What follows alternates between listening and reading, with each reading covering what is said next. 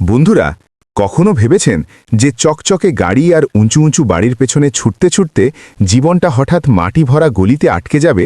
তাহলে কি হবে?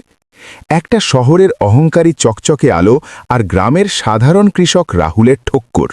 আর সেই ঠক্কর কিভাবে বদলে যায় একটা এমন আলোয় যা শুধু একটা মেয়ের নয়, পুরো গ্রামের ভাগ্যকেই চকচকে করে দেয়। এটা মাটির মহকের গল্প, সম্পর্কের সত্যিকারের দামের, আর সেই জ্যোতির যা নিভিয়ে দেওয়ার সব চেষ্টা সত্ত্বেও আরও বেশি চকচকে হয়ে ওঠে। পুরো গল্প জানতে ভিডিওটা শেষ পর্যন্ত অবশ্যই দেখবেন, কিন্তু তার আগে ভিডিওটা লাইক করুন, চ্যানেলটা সাবস্ক্রাইব করুন, আর কমেন্টে নিজের নাম আর নিজের শহরের নাম অবশ্যই লিখুন। বন্ধুরা, দিল্লির চকচকে বাড়িগুলোতে নাম কামানো রিয়া সেদিন সুরজপুর গ্রামের খালি রাস্তায় থেমে গিয়েছিল। তার চকচকে কালো এসইউভি গাড়িটা হঠাৎ খটখট শব্দ করে বন্ধ হয়ে গিয়েছিল। ইঞ্জিন থেকে ধোঁয়া বেরোচ্ছিল, আর রিয়া রাগে ফেটে পড়ে বাইরে বেরিয়ে এসেছিল। সে সাদা রেশমি শাড়ি পরেছিল, উঁচু গোড়ালির জুতো, আর হাতে দামি ফোন ধরা ছিল। কিন্তু সেখানে সিগন্যালের নামগন্ধও ছিল না।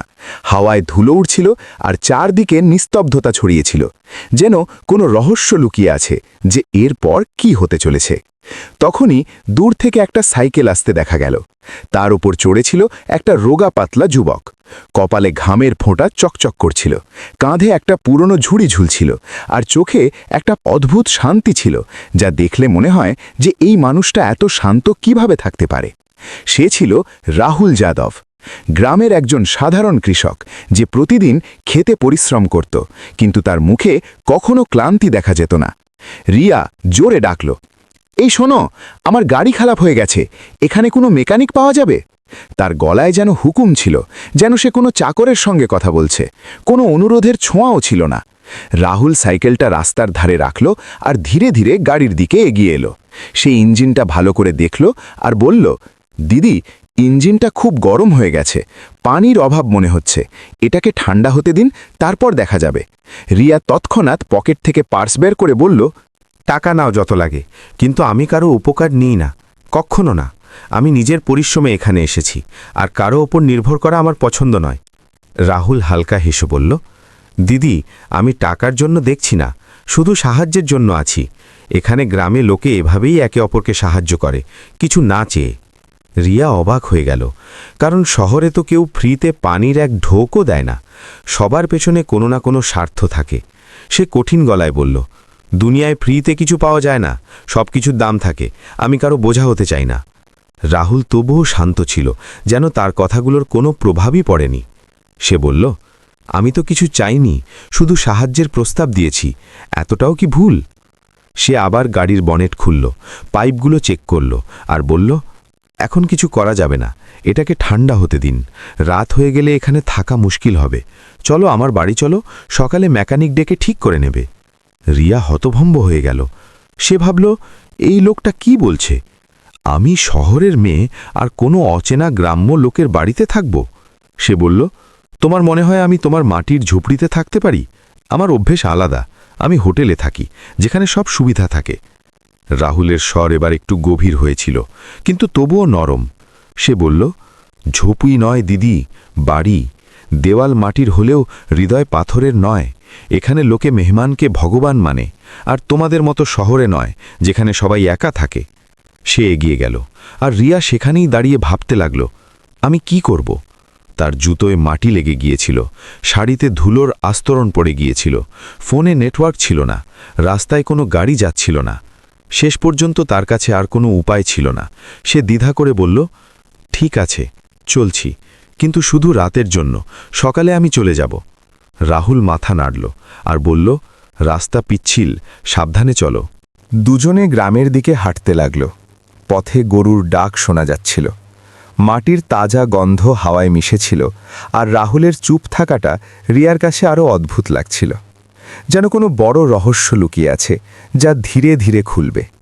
সে হঠাৎ জিজ্ঞেস করল, তুমি সব কথা এত সোজাভাবে কেন বলো?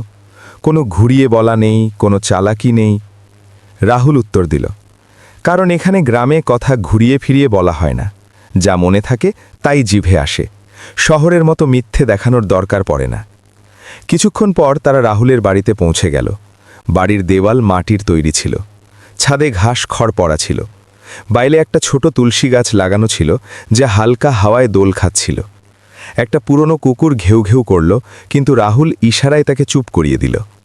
রিয়া ক্লান্ত গলায় জিজ্ঞেস করল, এটা তোমার বাড়ি, এত ছোট আর সাদামাটা? রাহুল স্বাভাবিকভাবে বলল, হ্যাঁ, সেই বাড়ি যেখানে আজ রাত কাটাবে।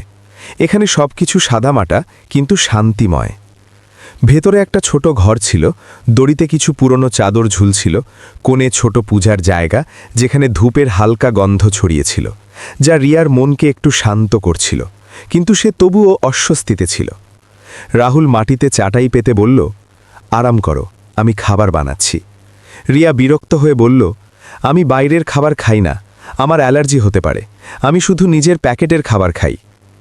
রাহুল হেসে বলল, চাল, মুগের ডাল আর ঘি থেকে অ্যালার্জি হয় না দিদি, এতে শুধু শান্তি মেলে আর পেটও ভরে যায়। কিছুক্ষণ পর সে সাদামাটা ডাল ভাত, ঘরের তৈরি আচার আর তুলসী মেশানো পানি নিয়ে এলো।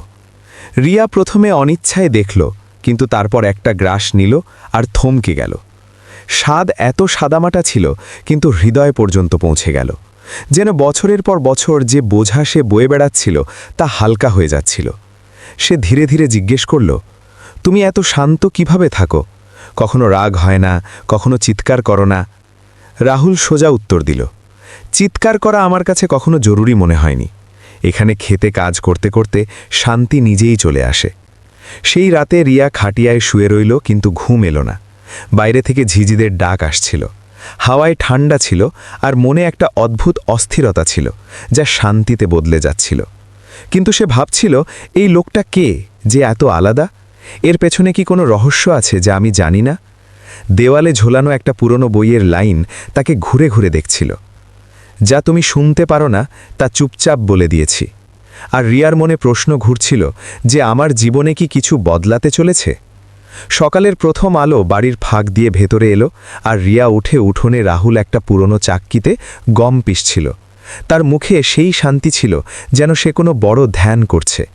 প্রতিটা চক্করের সঙ্গে তার শ্বাস নিয়মিত ছিল আর ঘামের ফোঁটা পড়ছিল, কিন্তু চোখে ক্লান্তি ছিল না। রিয়া কিছুক্ষণ চুপচাপ তাকে দেখল, যেন কোনো জাদু দেখছে। তারপর বলল, তোমাকে এসব করতে দেখা কত অদ্ভুত লাগে, এত মনোযোগ দিয়ে, এত ভালোবাসা দিয়ে, যেন কোনো পূজা হচ্ছে। রাহুল হেসে বলল, গ্রামে প্রতিটা কাজই পূজার মতো দিদি। অন্যমনস্ক হয়ে করলে জমিও রাগ করে আর ফসল দেয় না।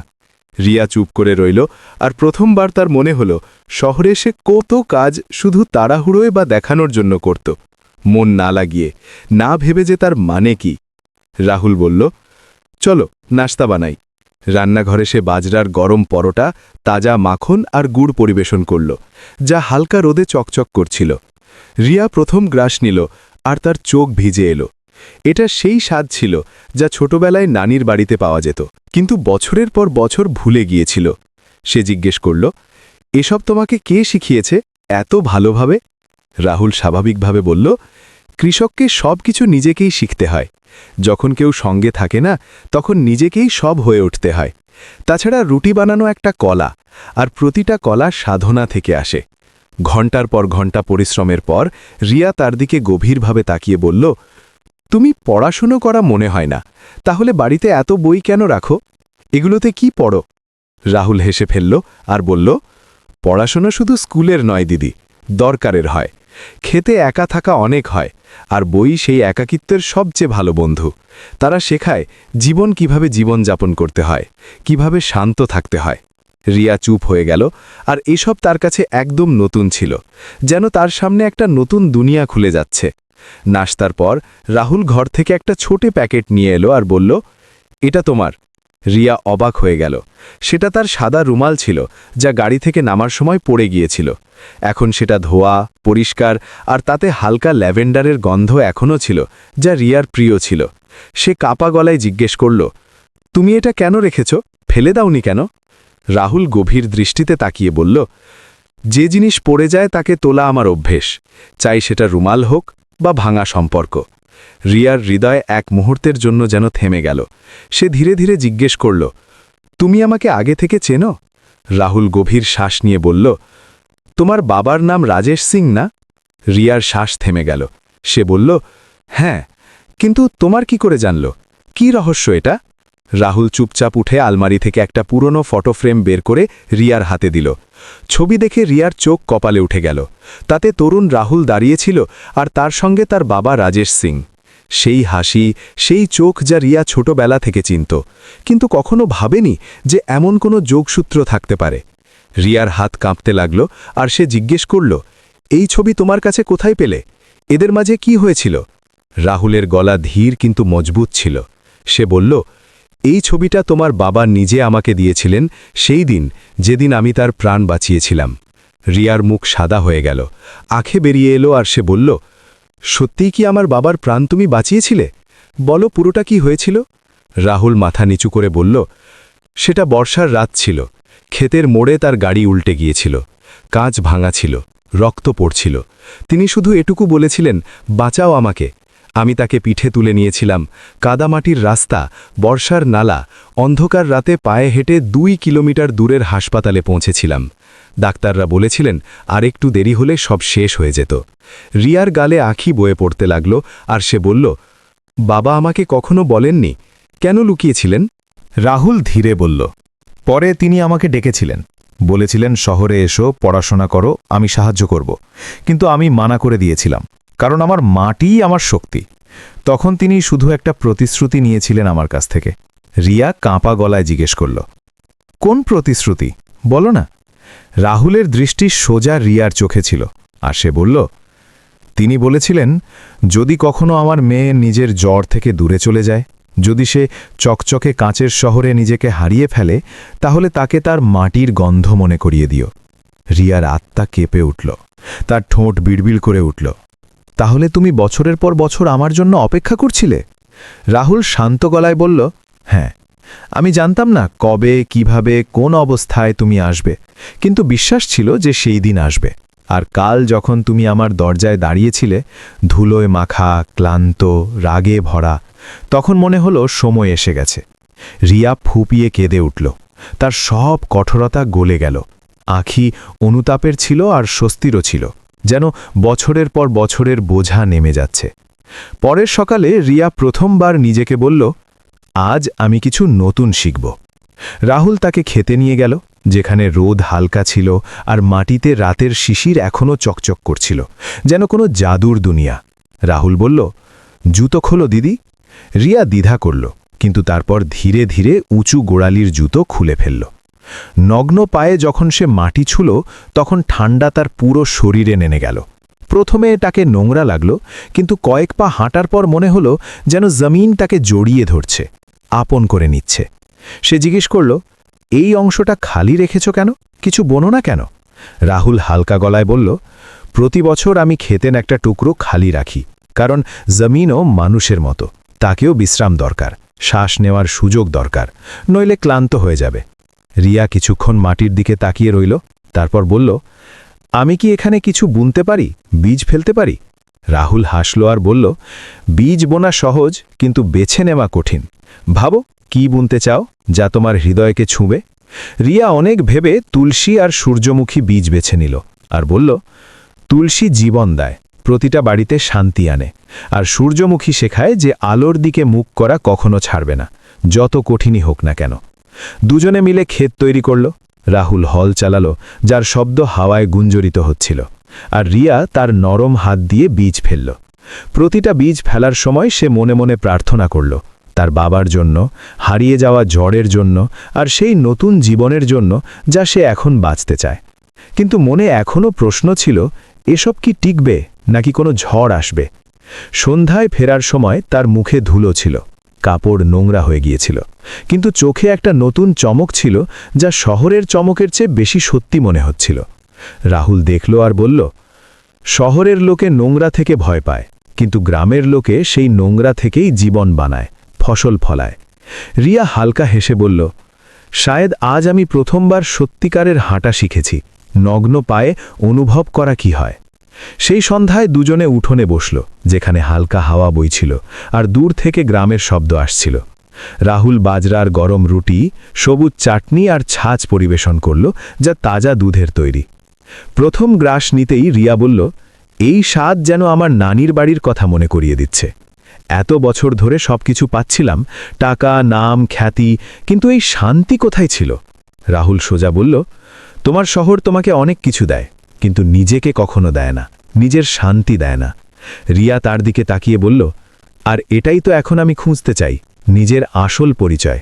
সেই রাতে খাটিয়ায় শুয়ে রিয়া আকাশ দেখল যেখানে তারা চকচক করছিল, কিন্তু এবার তারা শহরের মতো ঠান্ডা লাগল না। চমক একই ছিল, কিন্তু শান্তি নতুন ছিল, যেন কোনো নতুন শুরু হচ্ছে। সে মনে মনে বলল, বাবা, শায়দ এখন আমি বুঝতে শুরু করেছি আপনি আমাকে কোন মাটির সঙ্গে জুড়তে চেয়েছিলেন, কোন জ্বরের সঙ্গে। পরের দিন সে গ্রামের বাচ্চাদের খেলতে দেখল। তাদের হাতে পুরনো ভাঙা স্লেট ছিল, বইয়ের পাতা ছেঁড়া ছিল, কিন্তু চোখে এত কৌতূহল ছিল যে দেখে হৃদয় গলে গেল। সে রাহুলকে বলল, এই বাচ্চাদের কাছে বই নেই, কিন্তু কত আশা আছে এদের মধ্যে, কত স্বপ্ন আছে যারা উড়তে চায়। রাহুল বলল, হ্যাঁ, কিন্তু আশা একা পেট ভরায় না। পড়াশুনো এদের ভাগ্যে খুব কম আসে, কারণ দিনভর খেতে সাহায্য করতে হয়।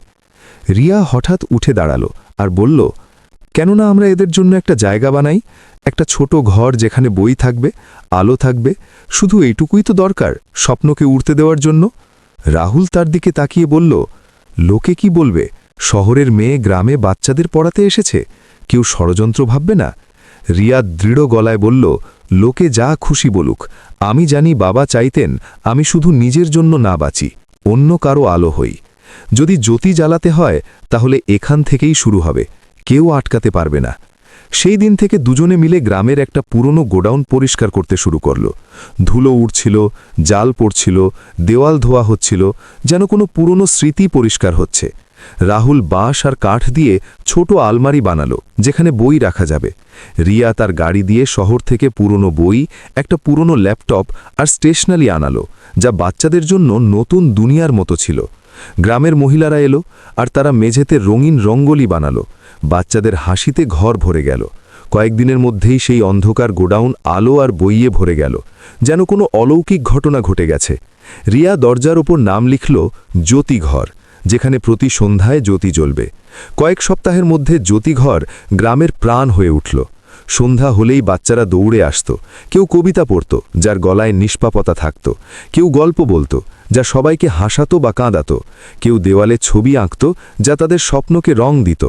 মহিলারাও আসতে লাগল, কেউ সেলাই শিখত যা তাদের স্বাবলম্বী করত, কেউ প্রথমবার খবরের কাগজ পড়ার চেষ্টা করত আর শব্দের দুনিয়ায় হারিয়ে যেত। রিয়া প্রথমবার অনুভব করল যে সে সত্যিই কারো জীবন ছুঁচ্ছে, বদলাচ্ছে। সে রাহুলকে বলল, শায়দ এটাই আমার আসল কাজ, শহরের চমকের চেয়ে এটা বেশি শান্তি দেয়। কিন্তু এসব কি এভাবেই চলবে, নাকি কোনো বিপদ আসবে? কিন্তু যেখানে আলো থাকে সেখানে অন্ধকারও জেগে ওঠে আর লুকিয়ে আক্রমণ করে। বিক্রম যে পঞ্চায়েতে প্রধান হওয়ার স্বপ্ন দেখছিল, সে এসব দেখে জ্বলে উঠল। সে চৌপালে বসে বলতো, এই শহরের মেয়ে আমাদের বাচ্চাদের নষ্ট করছে, তাদের শহরের অভ্যাস শেখাচ্ছে যা আমাদের সংস্কৃতি ভেঙে দেবে। মেয়েরা প্রশ্ন করতে শুরু করেছে, বাচ্চারা খেট ছিঁড়ে বইয়ে মগ্ন হয়ে গেছে, আমাদের গ্রামের কি হবে? ধীরে ধীরে গুজব ছড়াতে লাগলো, যেন কোনো বিষ মিশছে। কেউ বলল জ্যোতিঘরে জাদু টোনা হয়, বাচ্চারা অসুস্থ হয়ে পড়বে। কেউ বলল রিয়া জমি হাতিয়ে নিতে চায়, গ্রাম বেচে দেবে। প্রতিটা গুজবের সঙ্গে সাসপেন্স বাড়তে লাগল। এখন কি হবে? জ্যোতিঘর বন্ধ হয়ে যাবে কি? এক রাতে জ্যোতিঘরের তালা ভাঙা হলো, বই ছিঁড়ে ফেলা হলো, আলমারি উল্টে দেওয়া হলো। দেওয়ালে কয়লা দিয়ে লেখা ছিল, শহরের লোকে আমাদের শেখাতে এসো না, চলে যাও এখান থেকে। সকালে যখন রিয়া পৌঁছল, তার হাত কেঁপে উঠল। সে ছেঁড়া বইগুলো কোলে তুলে নিল আর সেখানেই বসে কাঁদতে লাগল, যেন তার হৃদয় ভেঙে গেছে। সে বলল, আমি তো শুধু এই বাচ্চাদের স্বপ্ন দিয়েছিলাম, আশা দিয়েছিলাম। এসব কেন হচ্ছে? কে করল এটা? রাহুল কাছে এলো আর তার কাঁধে হাত রাখল। তার গলা ঠান্ডা কিন্তু মজবুত ছিল। সে বলল, কেঁদো না দিদি, বিরোধিতা হওয়া মানে তুমি সঠিক পথে আছো। যদি তোমার জ্যোতি বেকার হতো তাহলে কেউ তা নিভিয়ে দেওয়ার চেষ্টা করত না। ওঠো, আমরা আবার বানাবো, আরও মজবুত করে বানাবো। সেই সন্ধ্যায় পঞ্চায়েত ডাকা হলো। গ্রামের মাঝে চৌপালে বিরাট ভিড় জমল, যেখানে সবাই চুপ ছিল কিন্তু মনে প্রশ্ন ঘুরছিল। বিক্রম জোরে বলল, জ্যোতিঘর বন্ধ হওয়া উচিত, বাচ্চাদের খেতে থাকতে হবে, বইয়ে নয়। মেয়েরা বেশি প্রশ্ন করছে, এটা আমাদের পরম্পরা ভাঙছে। গ্রাম নিস্তব্ধ হয়ে গেল। সবার দৃষ্টি রিয়ার উপর ছিল, যেন সিদ্ধান্ত তার হাতে। সে ধীরে ধীরে দাঁড়ালো। এখনও আঁখি গালে ছিল, কিন্তু গলা মজবুত ছিল। সে বলল, আমি এখানে কাউকে বদলাতে আসিনি, আমি নিজেকে বদলাতে এসেছি। যদি আমার থাকা তোমাদের ভয় দেখায়, তাহলে সেই ভয় আমার নয়, তোমাদের চিন্তার। স্বপ্ন দেখা কি অপরাধ? বাচ্চাদের পড়া কি ভুল? মহিলাদের এগিয়ে যাওয়া কি পাপ? কিছুক্ষণ নীরবতা রইল, যেন কোনো ঝড় আসতে চলেছে। তারপর ভিড়ের মধ্যে থেকে হরিকাকা এগিয়ে এলেন, সেই বয়স্ক লোক যিনি আগে বিক্রমের সঙ্গী দিতেন। তিনি বললেন, আমরা ভেবেছিলাম এই মেয়ে দেখানো করছে, কিন্তু আজ মনে হচ্ছে সে সত্যিই কিছু বদলাতে চায়। আমার নাতি প্রথমবার নিজে থেকে কবিতা শোনাল, আর এটা আমার কাছে অলৌকিকের চেয়ে কম নয়। তার কথা যেন হাওয়ার দিক বদলে দিল। ধীরে ধীরে আরও লোক রিয়ার পক্ষে দাঁড়াতে লাগল। কেউ বলল, আমার মেয়ে এখন স্বপ্ন দেখছে। কেউ বলল, গ্রাম ভালোর জন্য বদলাচ্ছে। পঞ্চায়েত সিদ্ধান্ত দিল, জ্যোতি ঘর বন্ধ হবে না, বরং গ্রামের লোক মিলে এর দেখভাল করবে। একটা কমিটি গঠন হবে যারা সব কিছু দেখবে। রিয়া স্বস্তির নিঃশ্বাস ফেলল, কিন্তু মনে এখনো ভয় ছিল, আর কি বিপদ আসবে। সেই রাতে সে বাবার পুরনো ডায়েরি খুলল, যাতে লেখা ছিল, সত্যিকারের পরিবর্তন তখনই হয় যখন তুমি একা চলতে প্রস্তুত হও। সে চোখ বন্ধ করল আর মনে বলল, বাবা, আমি একা নই, এখন পুরো গ্রাম আমার সঙ্গে আছে। কিন্তু এই সঙ্গ কি সবসময় থাকবে? পঞ্চায়েতের পর গ্রামের পরিবেশ বদলে গেল। বাচ্চারা প্রতি সন্ধ্যায় জ্যোতিঘরে আসতে লাগল, তাদের হাসি গুঞ্জরিতা হতে লাগল। মহিলারা এখন খোলাখুলি কথা বলত, পুরুষরাও খবরের কাগজ পড়তে লাগল আর আলোচনা করত দুনিয়ায় কি চলছে। কিন্তু রিয়া জানত, এই আলো শুধু সুরজপুর পর্যন্ত থাকবে না, এটা ছড়িয়ে পড়তে হবে, যেন কোনো নদী বয়ে চলে। কয়েক সপ্তাহ পর পাশের গ্রাম প্রকাশনগর থেকে মহিলাদের একটা দল এলো। তারা রিয়াকে বলল, আমাদের বাচ্চাদেরও স্বপ্ন আছে, কিন্তু তাদের জন্য কোনো জায়গা নেই। আমাদের গ্রামেও কি জ্যোতিঘর বানানো যায়? রিয়া রাহুলের দিকে তাকালো, যার চোখে সেই চমক ছিল যা প্রথমবার বীজ বোনার সময় ছিল। সে বলল, হ্যাঁ, এখন সময় এসেছে এই আলো আরও এগিয়ে যাক। প্রকাশনগরে একটা পুরনো ঝুপড়ি পরিষ্কার করা হলো, দেওয়াল ধোয়া হলো, রং করা হলো, আর বই দিয়ে সাজানো হলো, যেন কোনো নতুন জন্ম হচ্ছে। তার নাম রাখা হলো নতুন জ্যোতি। প্রথম দিন অনেক বাচ্চা এলো। একটা রোগা মেয়ে মঞ্চে দাঁড়িয়ে কাঁপা গলায় বলল, মা বলতো পড়লে পেট ভরে না। আমি জিজ্ঞাসা করেছিলাম, স্বপ্নেরও কি স্বাদ থাকে? এখন যখন বই খুলি তখন ভুক কম লাগে। পুরো গ্রাম তালিতে গুঞ্জরিত হয়ে উঠল, আর রিয়ার চোখও ভিজে গেল। ধীরে ধীরে নতুন জ্যোতির গুঞ্জন পুরো জেলায় ছড়িয়ে পড়ল। জেলা অফিসার রিয়াকে ডেকে মঞ্চে বললেন, আমি ভেবেছিলাম বড় প্রজেক্ট থেকে পরিবর্তন আসে, কিন্তু আসল পরিবর্তন তখনই আসে যখন একটা বাচ্চা প্রথমবার বলে, আমিও পারি। সভা তালিতে গুঞ্জরিত হয়ে উঠল, কিন্তু বিক্রম চুপ করে বসে রইল না।